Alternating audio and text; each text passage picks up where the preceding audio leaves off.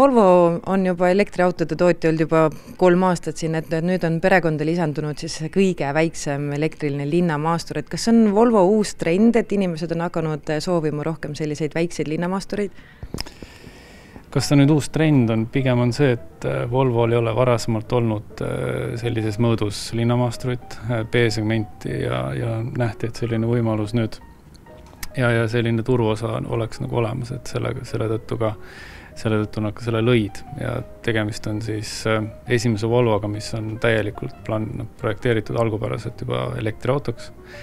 Et varasemad elektrimudelid on olnud siiski nagu ütleme, et ümber kohandatud elektriautoks. Kui me sellest uuest Volvost täna räägime, et Volvo on ju teada-tuntud oma headuses nii turvalise kui kõige muuga, et tegemist on küll väiksema autoga nüüd, aga kas kõik see turvalisus ja headus on seal autos siiski olemas?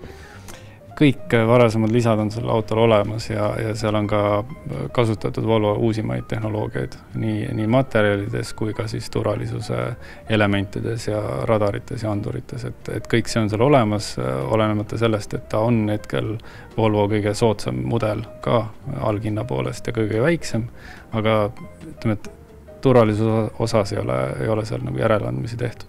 Räägime natukene jõuallikatest, näiteks aku mahutavustest, et sellel on ka erinevaid variante saada. Jah, meil on saadaval sisuliselt 3 varianti. On väiksema akuga tagaveoline ja suurema akuga tagaveoline. Lisaks ka 4-veoline, mis on pealtselt saabumas. Et nende läbisõidu numbrid on tänaseks päevaks läinud üsna arvestatavaks, et nendega nagu sellist läbisõidu ärevust ei peaks tekkima. Ja ma saan aru, et siis see väiksema läbisõidu ulatusega peegeldub ka hinnas kohe, et tegelikult on ju palju soodsam auto võimalik soetada. Just tegelikult hinnakirja mõttes on see väiksema läbisõiduga aku on oluliselt soodsam, aga see on ka arvestatud selleks, et on pigem linnaautona mõeldud. Aga ta läbisõit on ikkagi seal 350 kilomeetri raadiuses. No kui räägitakse muidu, et sisepõlemismootoriga autod on palju soodsamad, et nüüd vist hakkab juba jõudma sinnamaale, et need hakkavad juba suht ühte auku minema. Eks tootmisprotsessid on tõenäoliselt läinud selliseks, ja materjalide saadavus, mis muudab nad siis soodsamaks ka ja tõenäoliselt on ehituslahendused ka sellised, mille tõttu on võimalik nende koostamine soodsamalt. Et kui seda autot vaadata, siis võib küll arvata, et siin on nii-öelda hitihoiatus, et sellest saab üks populaarne mudel. Me ise loodame küll, sellepärast, et ta hinna ja ütleme, et see mõõdusuhe on väga paigas. Arvestades turuolukorda hetkel nii hinnastust kui kvaliteeti vaadates, ma usun, et tegemist on väga konkurentsivõimelise mudeliga. Me läheme ise ka sõitma kohe, et mis autoga me täna sõita saame? Täna on meil pakkuda siis pikema läbisõiduga tagaveoline EX30, millel on siis varustustasemelt kõige kõrgem varustustase.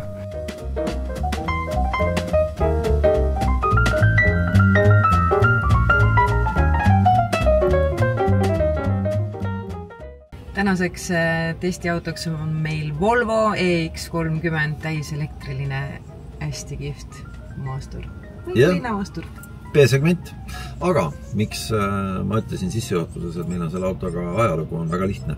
Meie esimene elektriauto, mida me testisime nii-öelda pikemalt sõiduks, oli Volvo.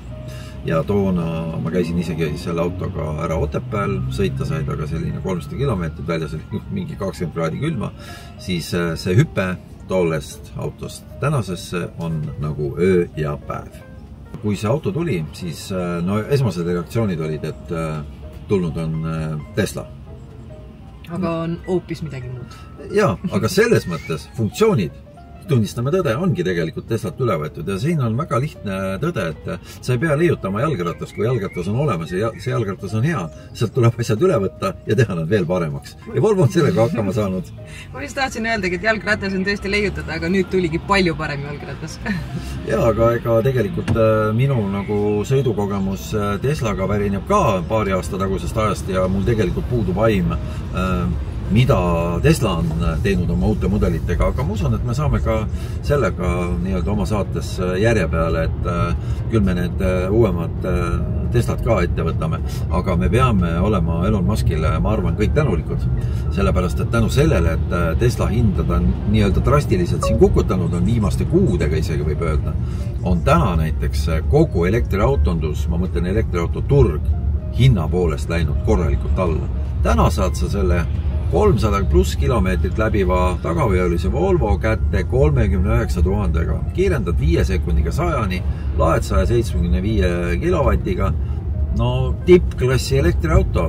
Ma ütlen veel kord, see hind jätke meelde 39 000 alates. On ju? Nii on tõesti. Et miks siis tõesti täiesti totaalne muutumine? No, me oleme harjunud ju näiteks aknaid avama siit ukse pealt, et neid enam ei ole siin nuppe, et on toodud siia keskele käe toe juurde ja mitte 4 tükki, vaid 2, aga nende 2-ga saab kenasti kõik 4 akent ükshaaval lahti teha, kui vaja on.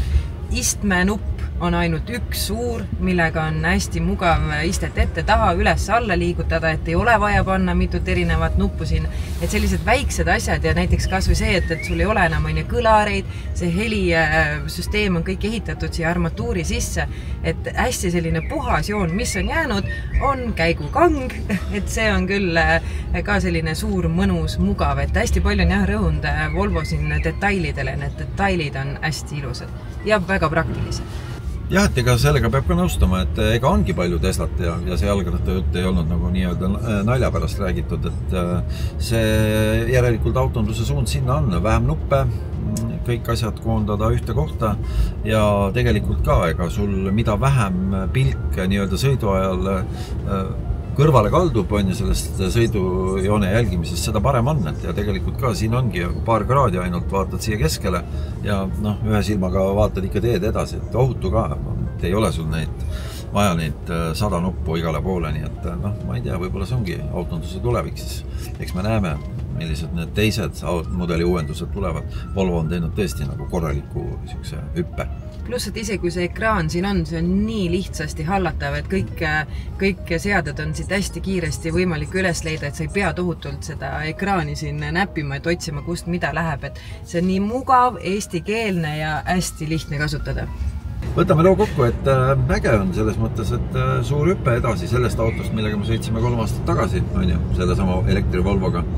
Et üks autofirma on suutnud nagu teha sellise hüppe lihtsalt nagu nii väikse ajaga. Aga nii on, see elektriautondus arenebki väga suure kiirusega ja täna, ma ütlen teile ausalt, hinnakvaliteedi suhtes kõige parem elektriauto turul. Võib-olla järgmine nädal enam ei ole, me ei tea, mis tuleb. Kõik areneb nii pöörase kiirusega, aga see on äge, on ju? On äge tõesti ja selle autoga tasub proovisõidule minna, sest et siin ei ole sees sellest tavapärasest Volvost mitte midagi, siin on kõik uus, kas või rool on hoopis teise kuju, mis see ennem oli. Nii et kindlasti minge proovisõidule.